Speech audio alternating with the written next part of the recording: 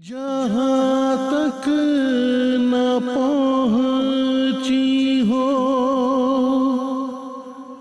आवाज़ें हक़, वहाँ जाके कुरान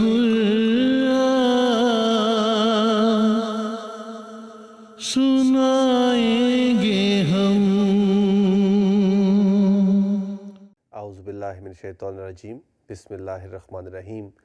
मोअज़्ज़ज़ नाज़रीन, प्रोग्राम हिकायात सिद्क़ व वफ़ा के साथ MTA जर्मनी स्टूडियोज़ से हम आपकी खिदमत में हाज़िर हैं। नाज़रीन मोहतरम, गुज़श्ता कुछ प्रोग्राम से यहाँ पर मुकर्रम व मोहतरम मौलाना मोहम्मद इलियास मुनीर साहब हमारे साथ मौजूद हैं और आपके साथ उस दास्तान यसीरी का मरहलावार ज़िक्र और तज़किरा जो है वो चल रहा है और नाज़रीन मोहतरम आपकी खिदमत में वो पेश किया जा रहा है, जो खुदा ताला के फ़ज़ल से इनको और इनके साथ दीगर असीरान को एक बिल्कुल बेबुनियाद मुकदमे में मुलव्वस करके लंबा अरसा कैद-ओ-बंद की सोबतों में डाल दिया गया, लेकिन कमाल सब्र के साथ खुदा ताला के फ़ज़ल से इनको वो झेलने की, बर्दाश्त करने की तौफ़ीक मिली और हज़रत खलीफ़तुल मसीह राबे रहमतुल्लाह ताला की दुआओं से, पुरसोस दुआओं से खुदा ताला के फ़ज़ल से इनको आखिरकार रिहाई भी नसीब हुई। नाज़रीन मोहतरम, प्रोग्राम को आगे बढ़ाने से कबल गुज़श्ता प्रोग्राम की चंद झलकियाँ आपकी खिदमत में पेश करते हैं, आइए देखते हैं। जिस अदालत ने हमें ये सज़ा सुनाई थी वो अदालत कायम ही नहीं रही थी, उसका वजूद ही नहीं था। तो एक मजिस्ट्रेट साहब ने आके डिप्टी सुपरिटेंडेंट साहब के ऑफ़िस में हमें बुला के बारी बारी ये सज़ा सुनाई थी। हुज़ूर की अनगिनत शफ़क़तें थीं, हर लम्हा हुज़ूर हमारा ख्याल करते थे।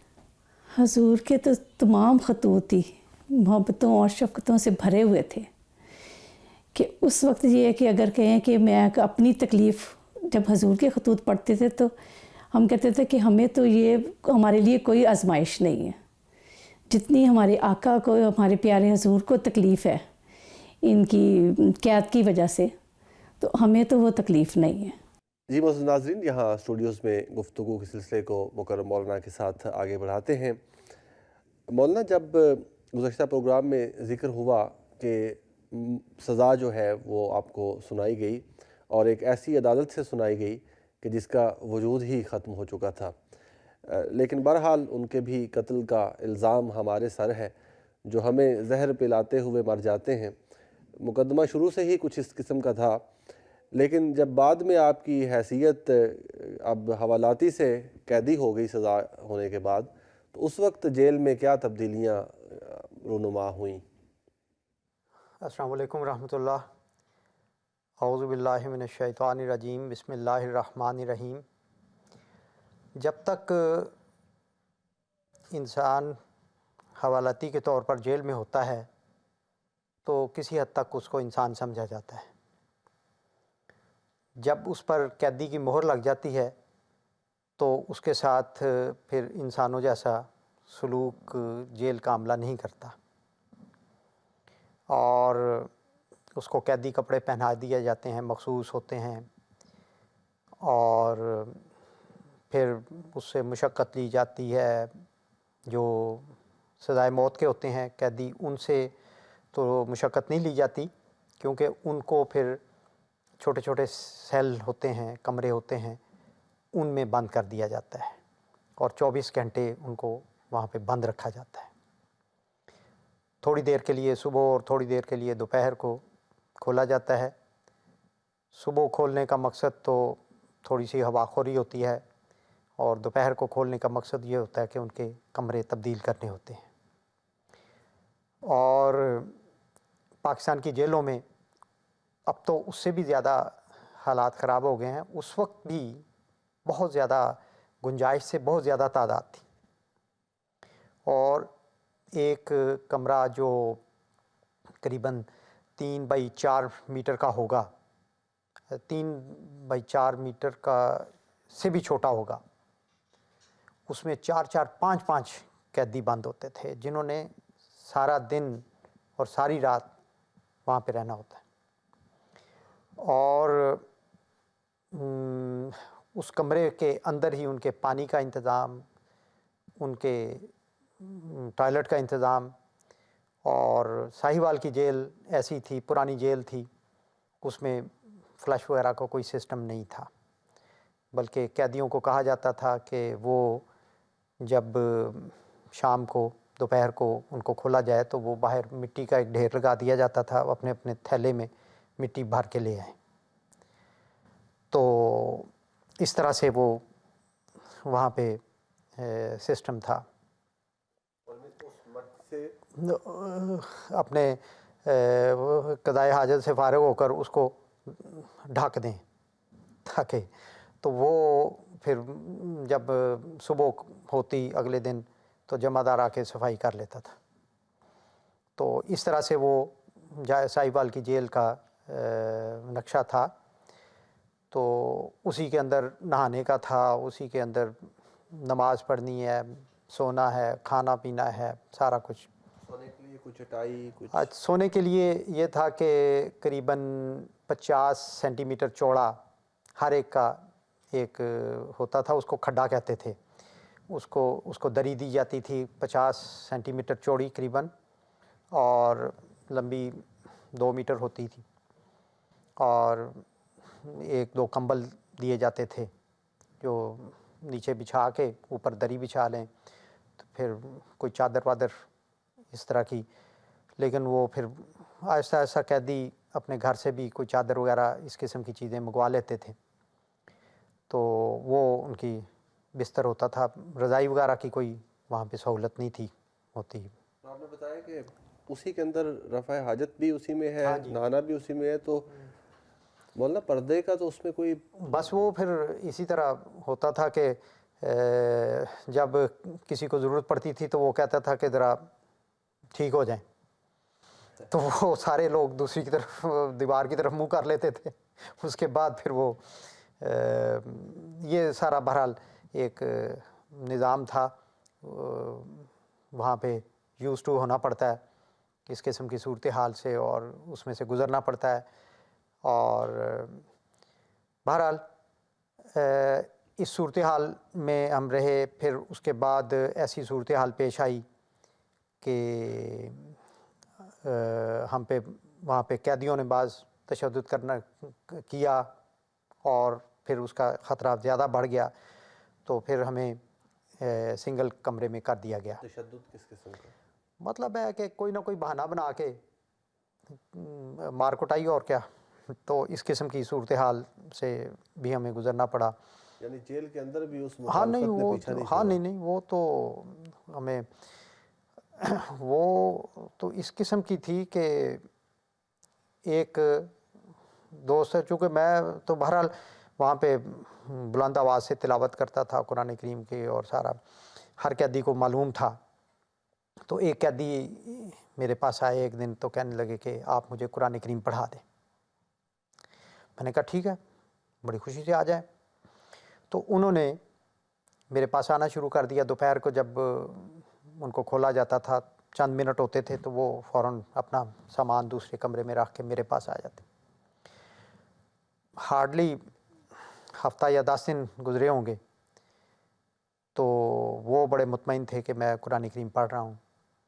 تو ایک دن مجھے کہنے لگے کہ اب میں نہیں آ سکوں گا۔ میں نے کہا کیا ہوا؟ کہتے جی وہ انہوں نے کٹ کیا ہے اور میرا بائیکاٹ کر دیا ہے، اور انہوں نے کہا کہ اگر تم نے اس سے قرآن کریم پڑھنا بند نہ کیا تو ہم تمہیں یہ کر دیں گے اور وہ کر دیں گے۔ تو اس قسم کی یعنی کہ صورتحال تھی وہاں بھی، یعنی قرآن کریم پڑھ رہا ہے بندہ، تو وہ ان کو برداشت نہیں تھا کہ یہ قرآن کریم پڑھ دیں۔ تو اس قسم کی یہ ذہنیت ہر جگہ موجود تھی۔ وہی لوگ ہیں جو باہر ہیں وہی اندر جاتے تھے، بلکہ کوئی زیادہ ان کے جرائم پیشہ ہوتے تھے۔ تو اس قسم کی صورتحال تھی۔ پھر خدا تعالیٰ نے یہ فضل کیا کہ میرے لیے بی کلاس کا انتظام کر دیا، جو بیٹر کلاس ہوتی ہے اس میں پھر وہ مجھے پرماننٹلی ایک علیحدہ سیل مل گیا، جس کی ہر روز نہیں تھی تبدیلی ہوتی، بلکہ 1 مہینے کے بعد تبدیلی ہوتی تھی، بعض کا 15 دن کے بعد کبھی ہفتے کے بعد کر دینا، کبھی مہینے کے بعد، بس ان کے موڈ پہ ہوتی تھی۔ تو اس میں یہ بھی تھا ایک کہ باقیوں کی نسبت ہمیں زیادہ دیر کھلا رہنے کی اجازت دے دیتے تھے۔ تو اس سے میں نے یہ فائدہ اٹھایا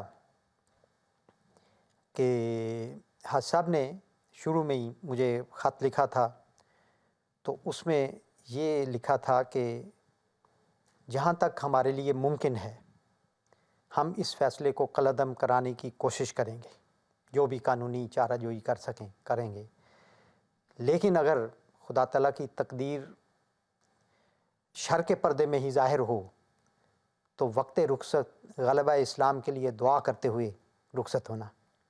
اور اس میں ہمیں پیغام تھا کہ ان لوگوں کی طرح نہیں جن کو اسٹریچر پہ ڈال کے پھانسی کے پھندے تک لے جایا جاتا ہے، بلکہ اس طرح جانا ہے جس طرح غالب نے کہا ہے، عجب نشاط سے جلاد کے چلے ہیں ہم آگے، کہ اپنے سائے سے سر پاؤں سے ہے 2 قدم آگے۔ تو حضور کی اس بات کا ہمیں ہمیشہ خیال رہا کہ ہم پہ اگر یہ وقت آتا ہے تو پھر ہم اس شان سے جائیں، جیسے فیض نے کہا ہے، جس تج سے کوئی مقتل میں گیا وہ شان سلامت رہتی ہے۔ تو اس کے لیے یہ میں نے کیا کہ ہمارے وارڈ کے پچھلی طرف وہ پھانسی گھاٹ تھا جہاں پہ پھانسی چڑھائے جاتے تھے، اور چونکہ ہمیں تھوڑا سا وقت مل جاتا تھا کھلے رہنے کا، تو میں نے ایک دن جا کے اس سارے پھانسی گھاٹ کا جائزہ لیا اور سارا اس کا سسٹم دیکھا کہ کس طرح ہوتا ہے، کس طرح لیور کھولا جاتا ہے، پھٹا کھلتا ہے، نیچے کنویں میں سیڑھیوں سے اتر کے جا کے کنویں میں دیکھا جہاں پہ پھر بندے کی جسم لٹکتا ہے وغیرہ وغیرہ سارا۔ مقصد یہ تھا کہ اگر آنا پڑے یہاں پہ تو پھر پہلے سے پتہ ہو اور اس کے لیے بندہ تیار ہو، اور خلیفۃ المسیح کے جو الفاظ ہیں ان کی لاج ہم رکھنے والے ہوں۔ تو یہ بھی ہمیں موقع ملا، اور اس طرح سے الحمدللہ ہم نے اپنے کسی بھی ممکنہ صورتحال کا اپنی طرف سے پوری تیاری کی ہوئی تھی، اور یہ دعا کرتے تھے کہ اللہ تعالیٰ ہمیں اس ہر قسم کے مرحلے سے خیریت کے ساتھ گزارے، وقار کے ساتھ گزارے، ایسے وقار کے ساتھ جس سے حضرت سید عبداللطیف صاحب شہید رضی اللہ تعالیٰ عنہ کی یاد تازہ ہو، اور حضرت مسیح موعود علیہ الصلوۃ والسلام کی روح کو سکون نصیب ہو۔ ماشاءاللہ۔ مولانا، کبھی ایسا وقت بھی گزرا جب آپ نے خدا تعالیٰ کے حضور جسے کہتے ہیں کہ ایک پیش کر دیا ہو کہ میرے مولا اگر یہی مرضی ہے تو ٹھیک ہے؟ یہ وقت بھی اس طرح سے آیا کہ ویسے تو جب ہمیں تھانے لایا گیا تھا، حوالات میں ڈالا گیا تھا، تو میں نے اسی ایک بات کے سہارے سارا سفر طے کیا ہے آخر تک۔ وہ یہ کہ میں نے اپنے آپ کو بالکل چھوڑ دیا تھا کہ اب جو بھی ہے، جو بھی ہوگا، وہ اس پر میرا کوئی کنٹرول نہیں ہے، یہ جو بھی کریں گے سلوک یہ جانے اور خدا جانے۔ صرف یہی خواہش تھی اور یہی دعا تھی کہ کسی بھی حالت میں ہماری زبان سے یا ہمارے کسی فعل سے ایسی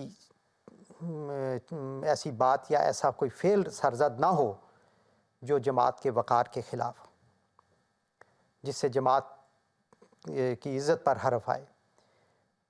کئی دفعہ ہو سکتا ہے کہ تشدد کی وجہ سے منہ سے ایسے کلمات نکل جاتے ہیں جو بے اختیاری کے عالم ہوتا ہے۔ تو صرف یہی خواہش تھی، یہ شروع سے لے کر آخر تک، اور یہی۔ لیکن فیصلہ ہونے کے بعد اپیل کا تو کوئی سوال نہیں تھا کہ اپیل کس کو کرنی تھی، اپیل کی گنجائش بھی نہیں اس قسم کے کیسز میں۔ تو ہمارے وکلاء نے ایک راستہ نکالا، وہ یہ کہ نظر ثانی کی اپیل جمع کروا دیں. اس میں صرف اور صرف رحم کی اپیل کی گنجائش تھی. تو جب میرے سامنے وہ لائے سائن کروانے کے لیے، میں نے کہا میں نے تو رحم کی اپیل پر سائن نہیں کرنے. انہوں نے کہا نہیں، رحم کی اپیل نہیں ہم کر رہے، ہم نظر ثانی کی اپیل کر رہے ہیں، گویا کہ ایک لحاظ سے اس فیصلے کو چیلنج کر رہے ہیں. لیکن وہ چیلنج جو تھا وہ بھی جنرل ضیاء الحق کے سامنے ہی اس نے اپیل نے جانا تھا، وہی اتھارٹی تھی اس.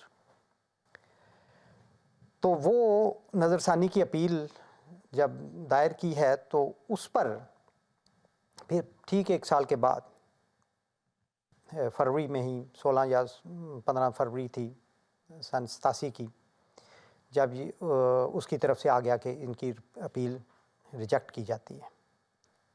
تو اس وقت ہمیں جیل حکام نے یہ جہاں پہ ہم نارمل سزائے موت کا وارڈ تھا وہاں سے نکال کے اس جگہ پہ لے گئے جہاں پہ پھر آخری دنوں میں رکھا جاتا ہے قیدی کو. اور اس کا کوئی تعین نہیں ہوتا کہ یہاں کتنے دن رہنا ہے؟ ہاں جی، وہاں پہ میکسیمم پھر 7 دن رکھا جاتا ہے، اور 7 دن کے بعد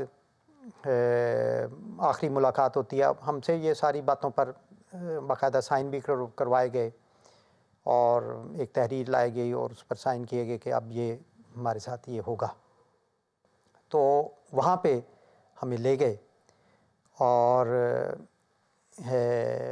وہاں پہ پھر بالکل آپ کو ایک قسم کا نہتہ کر دیا جاتا ہے. آپ کی جو شلوار ہے اس میں ازار بند بھی رکھنے کی اجازت نہیں ہوتی، تو اور پاؤں میں بیڑیاں ہوتی ہیں، ہاتھوں میں باہر نکلتے ہوئے ہتھ کڑیاں ہوتی ہیں، اور شلوار کو آپ نے دھوتی کی طرح باندھا ہوتا ہے.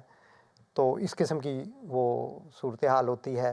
اور 24 گھنٹے پھر آپ پہ ایک سپاہی کی ڈیوٹی ہوتی ہے کہ یہ کوئی ایسی ویسی حرکت نہ کر لے کہ سزا سے بچ جائے. تو بہرحال وہ اس جگہ پہ بھی ہمیں پہنچا دیا گیا، اور جب ہمیں لے کے جا رہے تھے تو ساری جیل جس میں سے ہم گزر کے جا رہے تھے وہ بالکل دوسری طرف تھی. تو ہر ایک کی زبان پر یہی تھا کہ اب یہ واپس آنے والے نہیں ہیں. تو اللہ تعالیٰ نے پھر ایسے انتظام کیا اس وقت کہ وہاں سے بھی ہمیں نکالا. وہ جو حضرت خلیفۃ المسیح رابع رحمہ اللہ فرمایا تھا کہ شیر کے منہ سے نکالنا آسان تھا، ان کے منہ سے نکالنا مشکل تھا. تو اللہ تعالیٰ، لیکن وہ پنجابی میں بولا کرتے ہیں کہ مارنے والے سے بچانے والا ڈاڈا ہوتا ہے. تو اس دوران میں ایک واقعہ ہوا، ایک کیفیت ہوئی جو مجھے کبھی نہیں بھولے گی. وہ یہ کہ جب ہم سے یہ سائن وغیرہ کروائے ہیں کہ اب ہماری آخری ملاقات ہوگی اور 7 دن کے بعد ہمیں تختہ دار پر لٹکا دیا جائے گا، یہ تحریر تھی، اس پر سائن کروائے گئے. تو اس کے بعد پھر اور تو کوئی دنیا کی روشنی نہیں رہ جاتی. تو اس وقت میں نے ان کے جانے کے بعد میں اکیلا تھا اپنے کمرے میں، تو میں نے دعا کرتے ہوئے موت کا تصور اپنے سامنے کیا، اور پھر اپنے میں ایک اللہ تعالیٰ نے ایک ایسی کیفیت دی کہ جیسے کسی جانور کو ڈراتے ہیں، تو اس طرح میں نے اس کو ڈرایا ہے اور بھگایا ہے. تو میری نظروں نے ایسا دیکھا ہے کہ وہ جو موت کا ہیولہ تھا وہ میرے سامنے سے بھاگ رہا ہے. اور اس کے بعد پھر مجھے ایک دم میرے جسم میں، میرے دل دماغ میں ایک سکون اور ٹھہراؤ آ گیا. اور اس کے میرا خیال ہے کہ آدھا گھنٹے کے بعد یہ ہمارا جو انچارج ہیڈ وارڈر تھا وہ آتا ہے، اور وہ آ کے دروازہ کھولتا ہے میرے سیل کا، اور رانا صاحب بھی میرے ساتھ تھے، ان کے سیل کا دروازہ کھولتا ہے تو ہمیں باہر نکال کے کہتا ہے جی واپس جانا ہے. ہاں جی وہی سزائے موت وارڈ میں، وہیں اس کے اندر ہی تھی وہ ہمارے سیل جو. میں نے کہا کیا ہوا؟ کہتے یہ مجھے نہیں پتا، پر واپس جانا ہے، مجھے آرڈر آیا. تو ہم 24 گھنٹے سے بھی کم وقت وہاں پہ رہے، جہاں پہ انہوں نے ہمیں یہ کہا تھا کہ اب آخری وقت ہے تمہارا. تو اس کا پس منظر ظاہری طور پر جو بھی ہو، ہمارا تو ایمان یہ ہے، ہمارا یقین ہے کہ جب حضور کو رات یہ خبر پہنچی تو نہ صرف حضور ساری رات نہیں سوئے ہوں گے، بلکہ دنیا میں ایک کوہرام مچ گیا ہوگا. ایسی دعائیں کیں کہ جنہوں نے عرش الہی کے کنگرے ہلا دیے، اور اس کے نتیجے میں اللہ تعالیٰ نے اگلی صبح دوپہر ہونے سے پہلے پہلے ہمیں، تو جب ہم واپس پہنچے ہیں اپنے اس وارڈ میں، تو سارے لوگ ہمیں پھٹی پھٹی نظروں سے دیکھنے لگ گئے، یہ کیا ہے، یہ واپس آ گئے. ان کے لیے تو تو یہ ایک وہ تو یہ سمجھ رہے تھے کہ ان کی بڑی اپروچ ہے. وہ واقعی ان کی بات درست تھی، اپروچ تھی. اپروچ ایسی تھی کہ وہاں پہ کسی اور کی اپروچ نہیں ہو سکتی. تو یہ بہرحال اس قسم کے واقعات ہیں. جزاکم اللہ تعالیٰ احسن الجزا. مکرم مولانا، یہاں پر پروگرام کا وقت ختم ہو گیا ہے. واقعات کے رو میں تو خود اس طرح سے بہہ جاتا ہے انسان کے احساس ہی نہیں ہوتا. ناظرین محترم، یہ واقعات جو ہیں یہ آپ کی خدمت میں جو پیش کیے جا رہے ہیں، اس کا مقصد جو ہے وہ یہی ہے کہ ہمیں بھی اور آئندہ آنے والی نسلوں کو بھی عسر ہو، یسر ہو، تنگی ہو کہ آسانی کے مصداق اپنے ایمان کی اللہ تعالیٰ حفاظت کی توفیق دے، اور مشکل بھی اگر آ جائے خدا کی راہ میں تو اس کو صبر سے برداشت کرنے کا ہمیں بھی حوصلہ اور سبق ملے. جزاکم اللہ تعالیٰ احسن الجزا مکرم مولانا. ناظرین محترم، اگلے پروگرام کے ساتھ آپ کی خدمت میں حاضر ہوں گے. تب تک کے لیے ہمیں یہاں جرمنی اسٹوڈیو سے اجازت دیجیے. السلام علیکم ورحمۃ اللہ وبرکاتہ. جہاں تک نہ پہنچی ہو